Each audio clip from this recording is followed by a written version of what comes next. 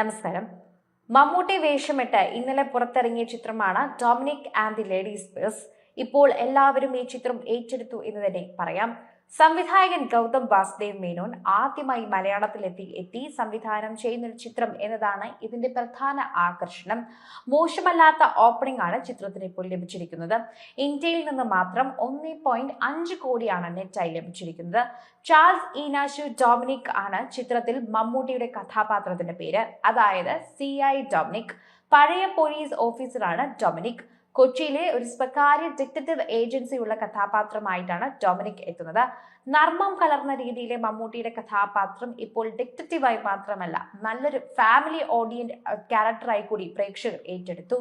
ഒരു അന്വേഷണം ഡൊമിനിക്കിലേക്ക് എത്തുന്നതാണ് ചിത്രത്തിന്റെ പ്രമേയം.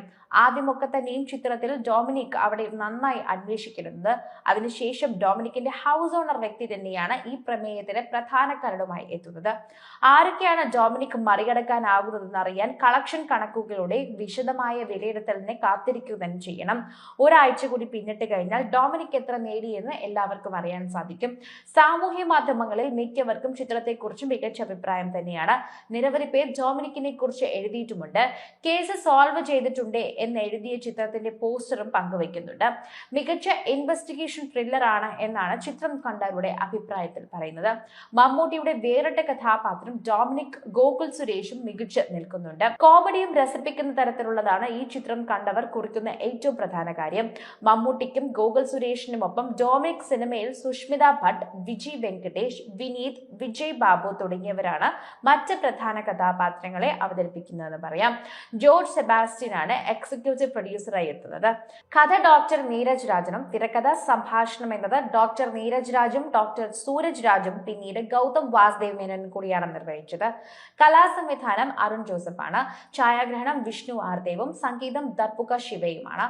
പ്രൊഡക്ഷൻ ഡിസൈൻ ഷാജി നടുവിൽ, സ്റ്റൻസ് സുപ്രീം സുന്ദർ.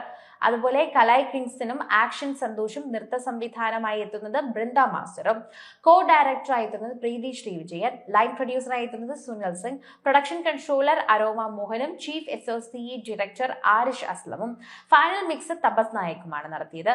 മലയാള സിനിമയ്ക്ക് ഒട്ടേറെ വമ്പൻ ഹിറ്റുകളും കളക്ഷനും റെക്കോർഡുകളും ഒക്കെ നൽകിയ വർഷമാണ് 2024. കഴിഞ്ഞ വർഷം മലയാളത്തിന്റെ യഥാർത്ഥ ബോക്സ് ഓഫീസ് സാധ്യതകൾ എന്താണെന്ന് ലോകം തിരിച്ചറിഞ്ഞു.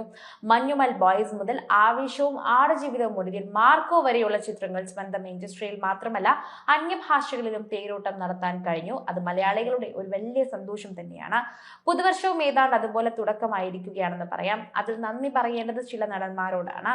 ആസിഫ് അലി എന്ന നടനോട് ചിത്രത്തിനോട് നന്ദി പറഞ്ഞെത്തുന്നുണ്ട്. അതുപോലെ തന്നെയാണ് ഇപ്പോൾ മമ്മൂട്ടിയോട് നന്ദി പറയുന്നത്. അത് ഡൊമിനിക് എന്ന ചിത്രത്തിന് വേണ്ടിയാണ്. സമ്മിശ്ര പ്രതികരണം തന്നെയാണ് ഇപ്പോൾ ചിത്രം നേടുന്നതെങ്കിലും മമ്മൂട്ടിക്ക് നന്ദി പറഞ്ഞ് ആരാധകർ എത്തുന്നു. കഴിഞ്ഞ വർഷം ശരിക്കും ആസിഫിന്റെ കരിയറിൽ ഒരു മികച്ച വർഷം തന്നെയായിരുന്നു. അത് നിസ്സംശയം പറയാം. കിഷ്കിന്ധാകാന്ഡം പോലൊരു ദേശീയ തലത്തിൽ ശ്രദ്ധിക്കപ്പെട്ട ത്രില്ലർ മുതൽ പ്രേക്ഷക പ്രശംസ നേടിയ ഒരുപിടി ചിത്രങ്ങളുമായി ആസിഫ് കള നടന്നിട്ടുണ്ട്. പുതിയ വർഷത്തിലേക്ക് കടക്കുമ്പോഴും ആസിഫ് വലിയൊരു നല്ല ഫോമിലാണ്. ആദ്യം റിലീസായ രേഖാചിത്രത്തിൽ തന്നെ ഹിറ്റ് ചാർട്ടിൽ ഇടം പിടിച്ചതോടെ ആസിഫിന്റെ തലവരെയും തെളിയുകയാണെന്ന് പറയാം. രേഖാചിത്രത്തിൽ മമ്മൂട്ടി ഒരു ഗസ്റ്റ് റോളിൽ കൂടി എത്തുന്നതോടെ പ്രേക്ഷകരെല്ലാവരും ഈ വാർത്ത ഏറ്റെടുക്കുന്നു. തമിഴിൽ വലിയ ചർച്ചയായ തുപ്പരിവാളൻ പോലെ പ്രേക്ഷകരെ ത്രില്ലടിപ്പിക്കുന്ന സിനിമയായി Dominic and the ladies purse എത്തുകയാണ്. അതെത്തിയതോടെ തന്നെ പ്രേക്ഷകർ കൂടുതലും ഇപ്പോൾ മമ്മൂട്ടിയുടെ പുതിയ സിനിമയിലേക്ക് തന്നെയാണ് നോക്കുന്നതെന്ന് പറയാം. ഡൊമിനിക് എന്ന സിനിമ ഇപ്പോൾ ഏറ്റവും കൂടുതൽ വിശദീകരിക്കുന്നത് അതിന്റെ ഏറ്റവും വലിയ ത്രില്ലർ പാർട്ടിനെ കുറിച്ച് തന്നെയാണ്.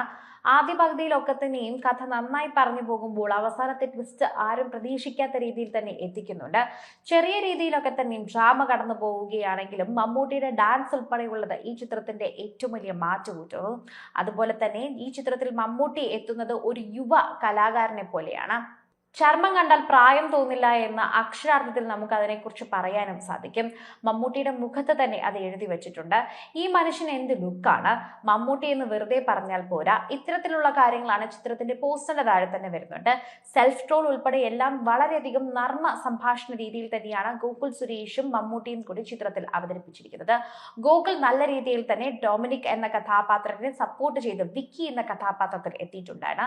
അതുകൊണ്ട് തന്നെ അത് മാറ്റുകൂട്ടുന്ന ഒരു കഥാപാത്രമാണ്. ഗോകുൽ സുരേഷിന്റെ കരിയറിൽ തന്നെ ഇതും എഴുതി ചേർക്കാമെന്നും പറയുന്നുണ്ട്.